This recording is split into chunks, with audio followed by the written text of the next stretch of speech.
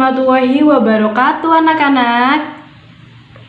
Waalaikumsalam warahmatullahi wabarakatuh. Selamat pagi hari ini. Pagi, Bu.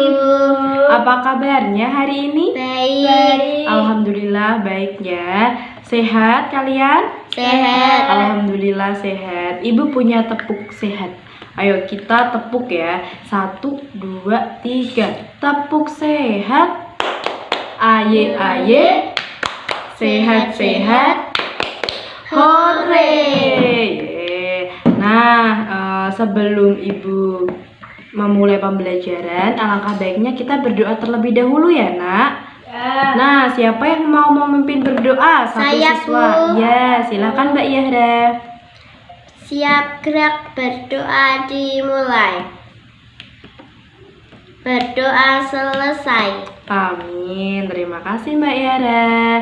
Nah, sebelum Ibu lanjut, Ibu mau prasansi terlebih dahulu ya. Yuk, prasansi yang pertama, sudah masuk Zoom belum ya? Sudah. Mbak Yahra sudah? Sudah, Bu. Ya. Mas Sofal? Sudah. Iya. Oh, sudah masuk semua ya, alhamdulillah. Nah, walaupun kita belajarnya lewat Zoom seperti ini, tapi tidak apa-apa ya, Nak. Kita masih bisa bertatap muka, bisa bertemu teman-temannya, bisa bertemu bu guru, bisa belajar bareng, ya kan? Senang apa tidak? Senang. Iya, senang. Nah, sebelum kita melanjutkan pelajaran, kita menyanyikan lagu Indonesia Raya dulu ya, Nak. Nah, Ibu putarkan terlebih dahulu lagunya.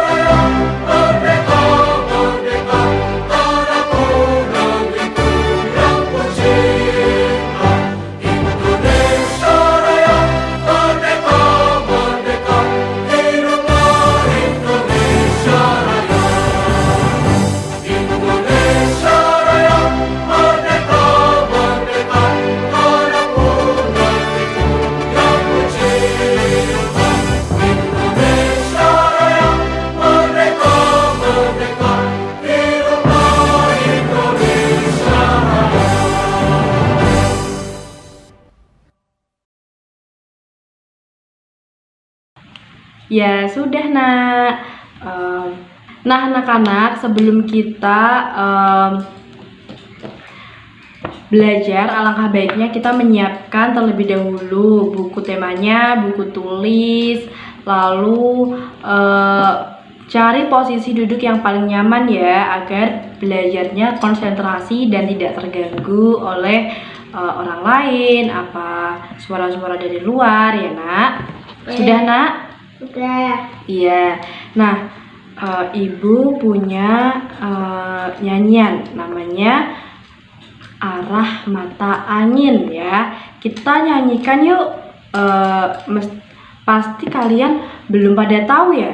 Nah, Ibu guru terlebih dahulu ya, contohkan ya. Ya. Ya. 1, 2, 3. Arah mata angin untuk petunjuk arah. Ada 8, ayo kita nyanyikan. Barat, barat laut, utara, timur laut, timur, tenggara, selatan, barat, daya. Sudah hafal, Nak? Sudah. Sudah. Ayo kita nyanyikan bareng-bareng ya. Suaranya keras ya. 1, 2, 3. Arah mata angin untuk petunjuk arah. Ada 8, ayo kita nyanyikan. Barat laut, utara timur laut, timur tenggara, selatan barat daya. Udah semangat belum, Nak? Udah konsentrasi belum? Udah siap memulai pembelajaran? Sudah. Iya, sekarang bukunya dibuka ya, tema 1. Lalu subtema 1 pada pembelajaran 4 ya, Nak. Mata pelajarannya IPS dan Bahasa Indonesia. Siapa yang tahu panjangan dari IPS apa? Betul, Mas Sofal, ilmu pengetahuan sosial ya. Nah, selanjutnya Ibu akan share screen terlebih dahulu ya, Nak. Ibu punya teks bacaan tentang kandang kelinci Pak Rudi ya. Siapa yang mau membacakannya? Ayo, siapa? Ibu nanti kasih tambahan nilai. Iya? Iya, Mbak Yahra. Ayo dibaca ya, Mbak Yahra, pelan-pelan saja. Ya, teks yang itu ya. Pak Rudi mengajak Edo ke kandang kelinci miliknya. Kandangnya sangat luas, kelincinya banyak sekali. Lalu, Pak Rudi dan Edo memberi makan kelinci. Mereka memberikan wortel kelinci. Sangat suka makan wortel. Semua kelinci berkumpul mendekat pada Edo. iya, hebat sekali ya Mbak Yahra membacanya. Nah, tadi bacaan tadi itu tentang Pak Rudi itu mempunyai kandang. Kandang apa? Iya, betul sekali. Nah, kandang kelinci. Nah, ternyata kandang kelincinya punya Pak Rudi itu mempunyai banyak kelinci, dari kelinci betina, dari jantan. Nah, terlebih lagi bangunannya itu sangat kokoh, Nak. Lalu sanitasi air, jalan, dan pembuangan limbah kandang kelinci Pak Rudi itu sangat rapi, disusun dengan rapi. Dengan demikian, setiap pengunjung atau tetangga yang datang itu akan merasa nyaman dan senang. Karena apa, Nak? Yang pertama, tidak berbau. Yang kedua, rapi. Yang ketiga apa? Enak dipandang oleh mata. Betul sekali. Nah, terlebih lagi sebelum membangun kandang kelinci, Pak Rudi itu telah mempersiapkan segala sesuatunya, termasuk denah kandang kelinci. Wah, kandang kelinci mempunyai denah ya? Siapa yang sudah mengerti tentang denah? Belum? Ya, kita akan belajar tentang denah. Nah, ini adalah gambaran dari denah kandang kelinci Pak Rudi, Nak. Ayo, yang paling utara itu ada tempat pakan dan minum kelinci ya. Lalu di sampingnya itu ada tempat indukan A, terus di tengah ada indukan B, lalu ada indukan C. Yang di tengah-tengah warna ungu itu apa, Nak? Tempat apa? Tempat pembuangan kotoran. Betul sekali, tempat pembuangan kotoran. Di sampingnya ada kandang pembesaran dan pejantan. Lalu paling ujung sendiri ada tempat pakan dan minum lagi. Nah, di samping sini apa, Nak, ini? Iya, Penampungan kotoran. betul sekali. Nah, itu tadi denah kandang kelinci Pak Rudi. Kita sudah mengetahui denah kelinci, kandang kelinci, tapi kita tidak tahu pengertian denah itu apa. Nah, denah itu apa? Denah adalah gambaran tentang tata letak dalam suatu ruangan atau tempat ya, Nak. Jadi dendah itu sebuah gambaran, ya nak. Gambaran tentang tata letak suatu ruangan atau tempat. Contohnya punya Mas Sofal, kamar tidur Mas Sofal itu sebelah kamarnya siapa? Iya, betul sekali. Kamar orang tua ya, Mas? Ya. Iya. Lalu punya Mbak Yahra, contohnya depan rumahnya Mbak Yahra itu rumahnya siapa ya? Iya, betul. Rumahnya Mas Sofal. Nah, itu merupakan tata letak ya. Nah, Ibu mempunyai contoh nih. Dendah lokasi SD Negeri Mekarwangi. Nah, ini termasuk dendah lokasi. Lokasi apa? Betul sekali, sekolah dasar. Nah, Ibu mau tanya, sampingnya kantor kepala sekolah, samping timurnya, itu ada ruangan apa? Kantor. Betul sekali, kantor. Yang kedua, ruang UKS itu sebelah ruang apa? Ruang perpustakaan. Betul sekali, ruang perpustakaan. Nah, kalau gerbang sekolah itu sampingnya apa ya? Kebun sekolah. Betul sekali, di samping kanan kirinya itu ada kebun sekolah ya. Selanjutnya, ada gambaran yang lebih luas lagi loh nak, daripada peta, daripada dendah, yaitu namanya peta. Betul sekali. Peta apa ya Bu Guru? Kalian sudah mempunyai atlas belum yang Ibu tugaskan kemarin untuk membeli atlas? Sudah ya. Nah, di dalam atlas itu banyak sekali peta-peta di dalamnya. Sudah dilihat, Nak? Sudah. Sudah ya. Nah, peta adalah gambar seluruh atau sebagian permukaan bumi yang dilukiskan ke suatu bidang datar dengan perbandingan atau skala tertentu. Coba dilihat ya pada layar berikut ini. Ya. Peta itu adalah gambar, ya, suatu gambar. Seluruh berarti semua atau sebagian daerah dari permukaan bumi yang dilukiskan ke bidang datar. Bidang datar contohnya ada kertas, ada tembok, ada MMT. Nah, dengan skala atau perbandingan. Nah, skala itu bisa dilihat pada peta. Pada atlas juga ada. Contohnya 1:3. Nah, itu namanya skala. Ini ada gambar apa? Ada yang tahu nggak peta mana ini?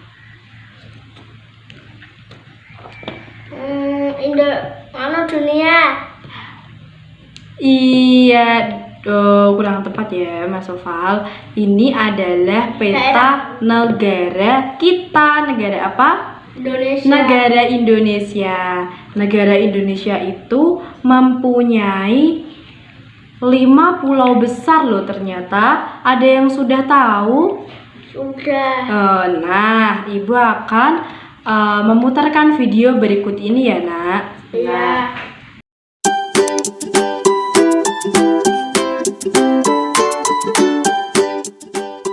Lima pulau besar di Indonesia.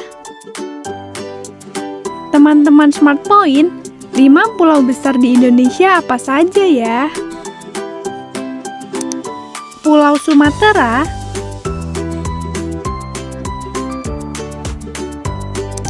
Pulau Jawa,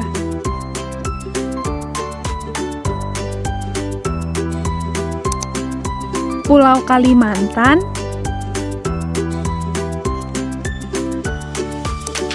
Pulau Sulawesi,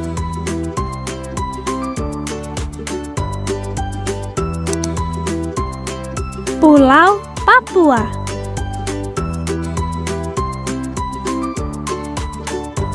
Nah, itu tadi teman-teman Smart Point, nama-nama pulau besar di Indonesia.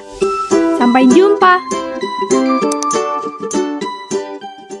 Iya nak, tadi sudah ya melihat video tentang 5 pulau besar di Indonesia. Nah sekarang coba diulangi 5 pulau besar di Indonesia. Yang pertama ada pulau apa nak? Cewek. Betul sekali, Jawa. Nah yang kedua?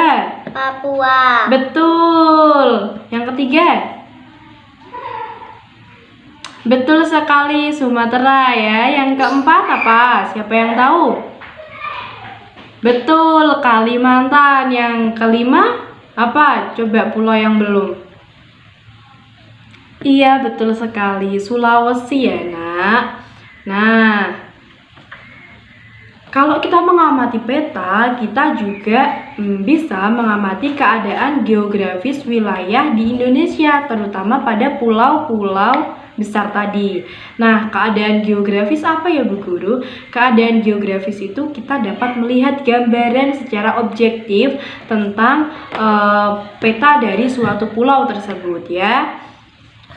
Nah, kita sebutkan lagi 5 pulau besar di Indonesia dari yang paling barat. Yang pertama ada apa? Sumatera. Betul sekali. Setelah Sumatera, Kalimantan. betul, Kalimantan. Setelah itu ada Sulawesi. betul, setelah Sulawesi, Cewek. setelah itu Papua. betul sekali. Itu tadi ya 5 pulau besar di Indonesia. Nah, sebelum kita membaca peta, terlebih dahulu kita harus menghafal identitas-identitas pada peta ya. Identitas yang pertama, ini ada identitas sungai. Betul sekali. Sungai itu digambarkan, disimbolkan dengan garis-garis yang berwarna biru nih ya, seperti urat ya, urat nadi. Nah, yang kedua ada danau. Nah, danau ada atau waduk itu digambarkan yang berwarna ini merah muda. Selanjutnya ada dataran rendah. Dataran rendah itu digambarkan, disimbolkan dengan warna hijau. Betul sekali. Yang selanjutnya ada batas provinsi. Batas provinsi itu gambaran putus-putus yang berwarna merah. Ini batas provinsi ya nak. Yang selanjutnya ada gunung. Gunung itu disimbolkan dengan bentuk segitiga ya, segitiga hitam itu gunung. Lalu ada dataran tinggi, disimbolkan dengan warna apa ini? Kuning. Ya. Lalu pegunungan ini apa warnanya? Oranye. Betul sekali, oranye. Setelah itu gunung berapi. Gunung berapi itu gunung yang bisa apa nak? Meletus. Betul sekali, meletus dan mengeluarkan abu vulkanik ya. Nah, gunung berapi dalam peta itu digambarkan dengan segitiga berwarna merah ya. Kalau kalian membaca peta itu seperti itu. Coba Ibu ulang lagi. Simbol gunung pada peta disimbolkan dengan apa? Betul sekali Mas Sofal, dengan simbol segitiga yang berwarna hitam. Selanjutnya, siapa yang tahu? Sungai disimbolkan dengan simbol apa? Waduk. Apa? Iya, betul sekali, disimbolkan dengan garis-garis berwarna biru. Itu sungai ya. Nah, sekarang kita akan mengidentifikasi keadaan geografis pada pulau apa, coba dibaca bareng-bareng. Pulau Sumatera. Betul sekali, Pulau Sumatera. Pulau Sumatera itu pulau yang berada di bagian barat dari negara Indonesia. Nah, luas Pulau Sumatera itu ada 473.481 km persegi. Nah, siapa yang pernah ke Pulau Sumatera? Belum pernah semua ya? Nah, Pulau Sumatera ini itu terkenal dengan suku Minang. Nah, suku Sumatera. Nah, yang pertama kita akan kaji adalah batas lautan dan batas daratan ya nak. Batas lautan itu apa ya Bu Guru? Batas lautan itu adalah lautan yang mengelilingi suatu wilayah atau pulau ya. Di bagian utaranya itu ada lautan apa, di bagian selatan ada pulau apa, di bagian barat ada pulau apa, dan bagian timur ada pulau apa. Kalau di Sumatera itu bagian utaranya itu di sini ya nak, itu ada pulau Teluk Benggala. Nah di sini tuh ada Teluk Benggala. Setelah itu di selatan, nah batas lautan di selatan itu ada Selat Sunda di sini, di Selat Sunda.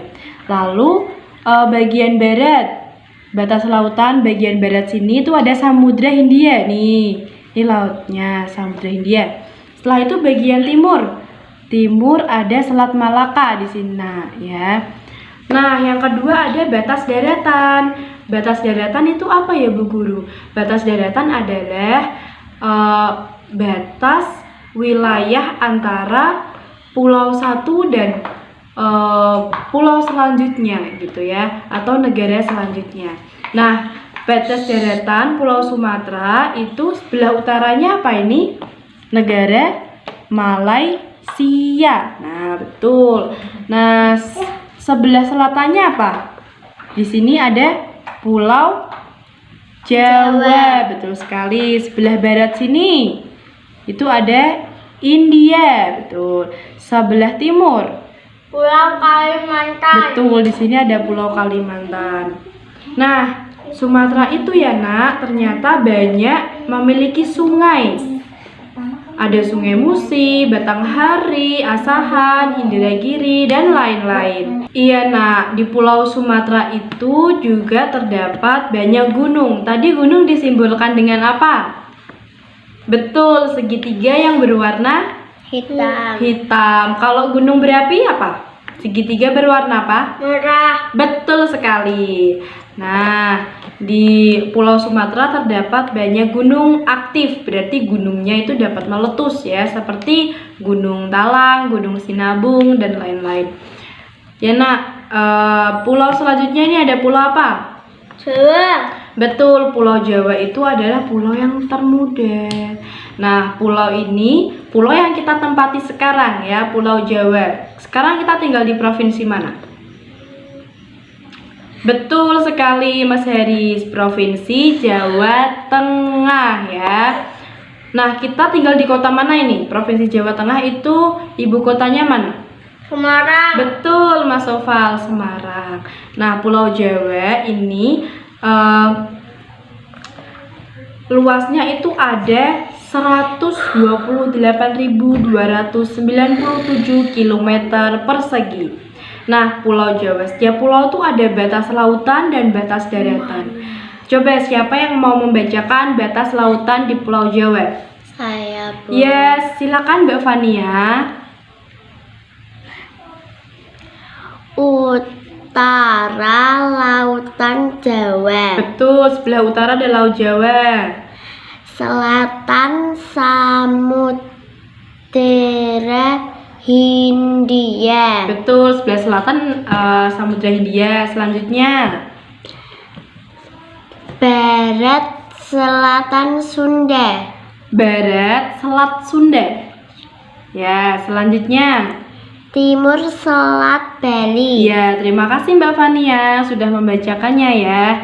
Selanjutnya, kalau ada batas lautan, pasti ada batas daratan. Batas daratan siapa yang mau membacakan? Saya. Ya, silakan Mas Sofal.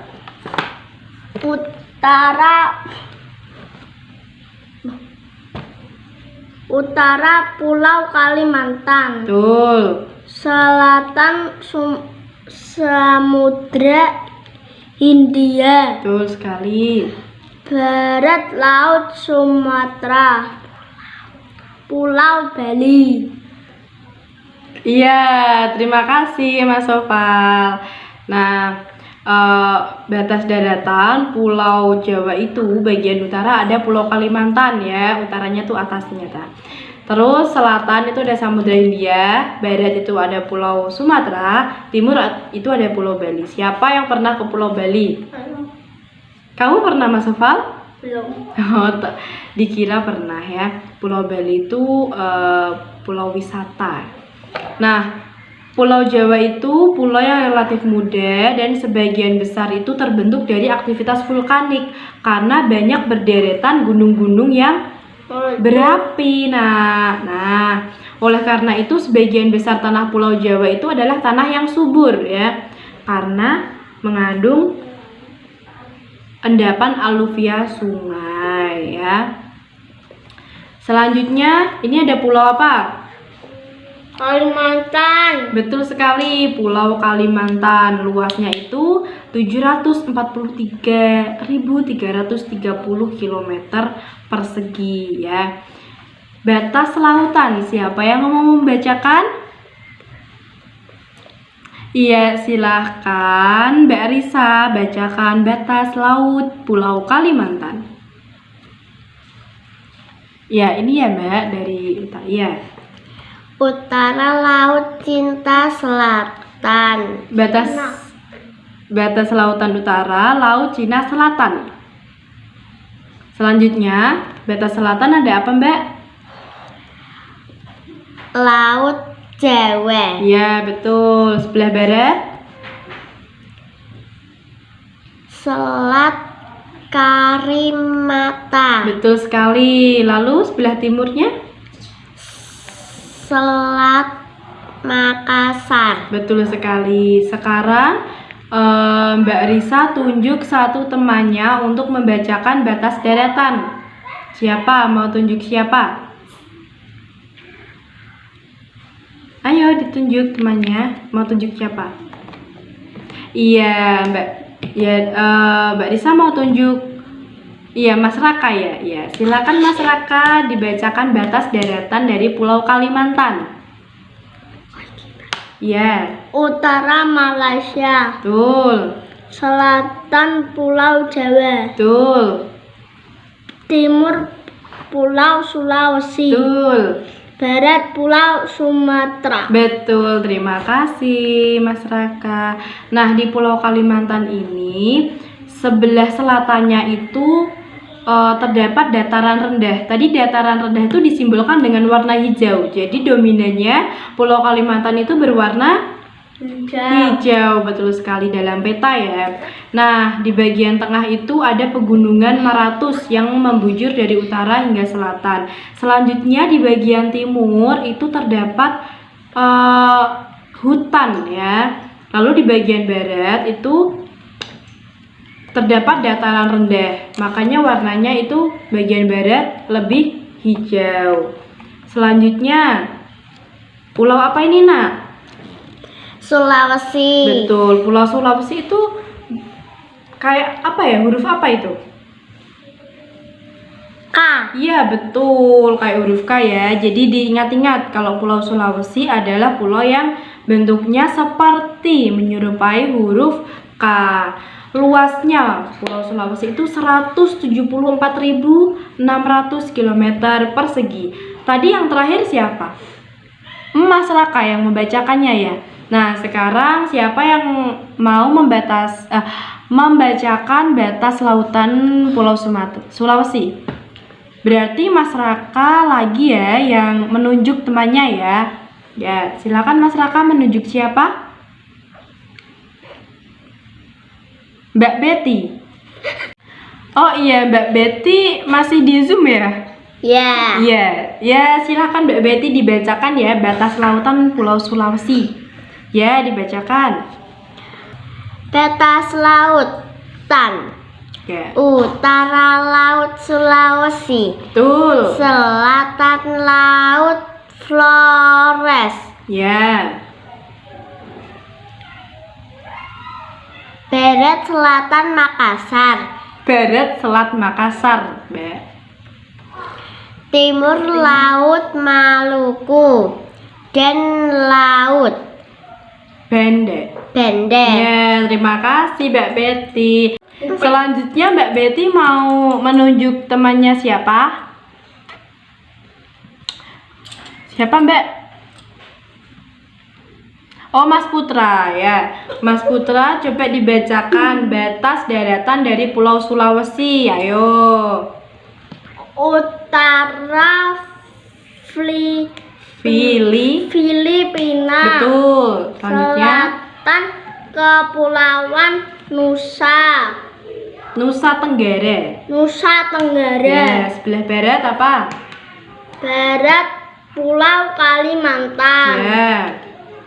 Timur Kepulauan Maluku. Iya, betul sekali. Terima kasih, Mas Putra. Nah, coba dilihat lagi ya pada peta Pulau Sulawesi yang Ibu tayangkan berikut. Di Sulawesi itu ternyata banyak terdapat palung laut dan basin, sehingga basin-basin tersebut membentuk seperti Selat Makassar, Laut Flores, dan Laut Banda. Di Sulawesi terdapat 41 gunung loh, Nak. Seperti Gunung Awu, Gunung Lokon, Saputa, dan lain-lain. Nah, kalau terdapat banyak gunung berarti sebagian besar wilayahnya itu merupakan daerah vulkanik. Ya, betul sekali. Selanjutnya yang terakhir ini ada Pulau Papua. Betul sekali Mas Putra, Pulau Papua. Pulau Papua ini luasnya 126.700 km persegi ya. Tadi yang terakhir Mas Putra ya. Coba Mas Putra tunjuk satu temannya untuk membacakan batas lautan pada Pulau Papua. Siapa? Mau menunjuk siapa? Mbak Putri ya. Mbak Putri silakan dibacakan ya. Ya, batas lautan. Utara Samudra Pasifik. Ya. Selatan Laut Arafuru. Ya. Barat Laut Maluku. Ya. Timur Papua Nugini. Betul sekali Mbak Putri, suaranya keras ya, pinter. Nah, sekarang Mbak Putri mau menunjuk siapa? Membacakan batas daratan Pulau Papua. Mau menunjuk siapa Mbak Putri? Siapa? Putra. Mas Putra lagi. Tadi Mas Putra sudah. Ayo mau menunjuk siapa? Mas Heris. Ya udah Mas Heri. Silakan Mas Heri dibacakan batas daratan dari Pulau Papua. Batas utaranya tidak ada ya. Langsung ke batas selatan. Selatan Australia. Ya. Barat Pulau Sulawesi. Ya. Timur Papua Nugini. Ya, terima kasih Mas Haris. Nah, coba dilihat ya pada peta itu dominan warna apa? Iya, betul sekali ya Nak. Bahwa di Pulau Papua itu pada peta dominannya warna hijau ya. Nah, artinya apa? 71% wilayah Papua itu merupakan hamparan hutan hujan tropis ya. Nah, masih terdiri dari lembah-lembah yang curam dan pegunungan yang tinggi. Bahkan di Papua itu terdapat puncak loh. Puncak tertinggi namanya Puncak Jayawijaya yang ditutupi oleh salju ya Nak. Nah, selanjutnya kita sudah membahas tentang denah dan peta. Pasti ada perbedaannya. Coba kita kaji terlebih dahulu ya. Nah, perbedaan yang pertama yaitu denah. Denah itu tidak menggunakan garis astronomis. Jadi denah itu tidak menggunakan garis horizontal maupun vertikal pada peta ya, seperti ini. Selanjutnya pada peta itu menggunakan garis astronomis. Perbedaan yang kedua, denah itu tidak menggunakan skala. Nah, kalau pada peta menggunakan skala. Perbedaan yang ketiga, denah itu hanya mampu menggambarkan area dengan cakupan yang sempit. Tapi kalau peta dapat menggambarkan cakupan yang sangat luas.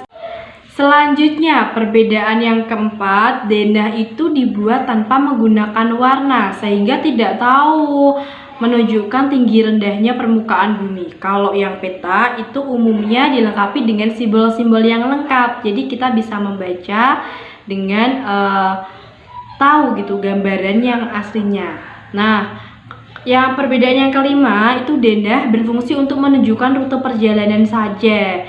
Kalau peta itu berfungsi untuk menggambarkan secara objektif suatu ketampakan wilayah pada permukaan bumi.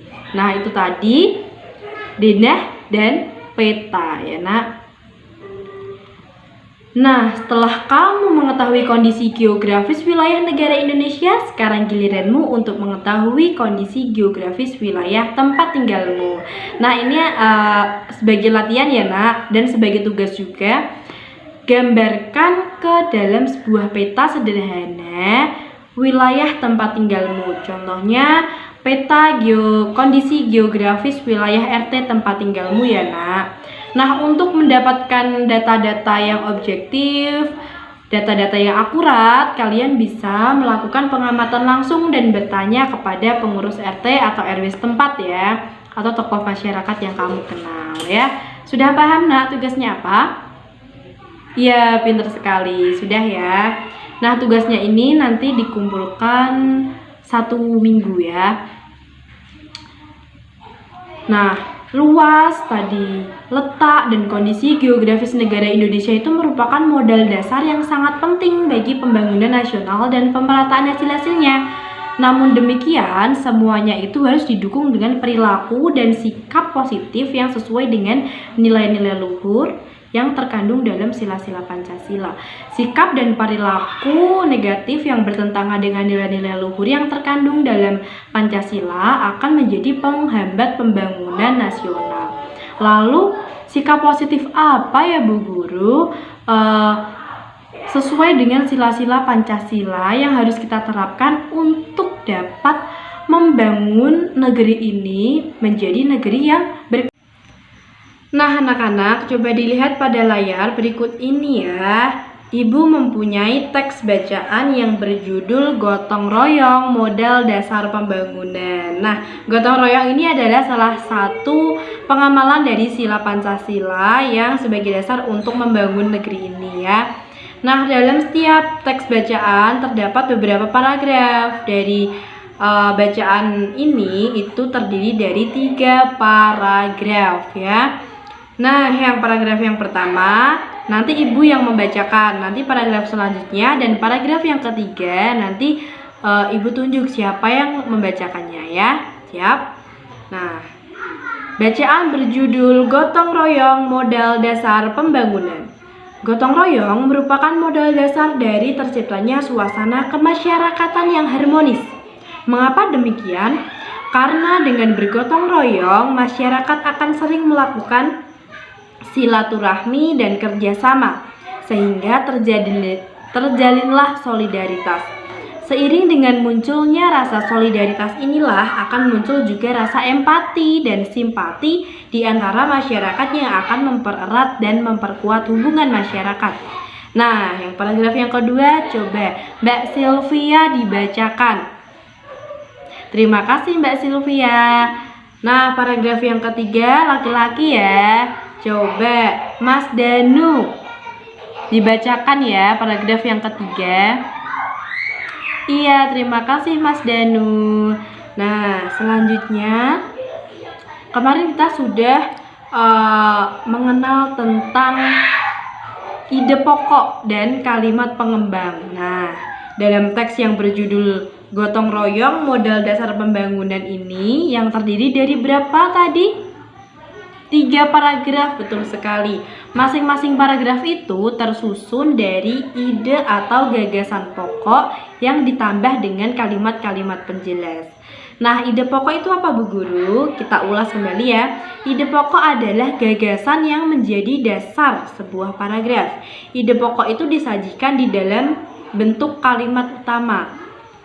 Nah, kalimat utama pada sebuah paragraf itu berada di awal paragraf bisa, di tengah paragraf bisa, di akhir paragraf juga bisa.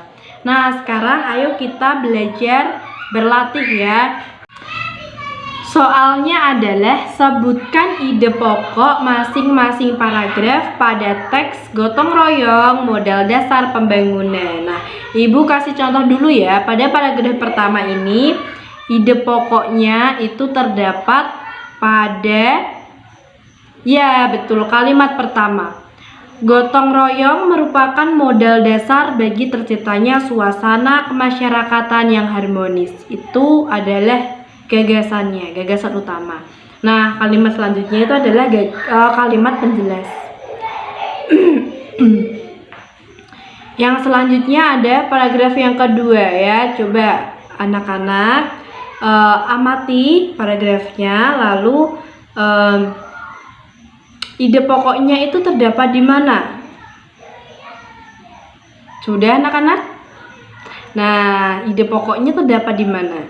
Awal, tengah, atau akhir paragraf? Iya, betul sekali. Akhir paragraf yang kalimatnya seperti ini. Dengan gotong royong tidak mempedulikan agama, suku, ataupun golongan. Jadi kalimat yang di atasnya itu adalah merupakan kalimat penjelas. Betul. Sekarang paragraf yang ketiga, coba diamati ya, dibaca terlebih dahulu.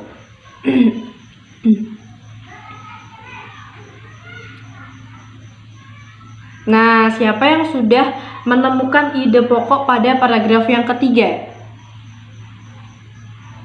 Iya, betul. Paragraf yang ketiga, ide pokoknya ada di tengah. Nah, kalimatnya berbunyi seperti ini.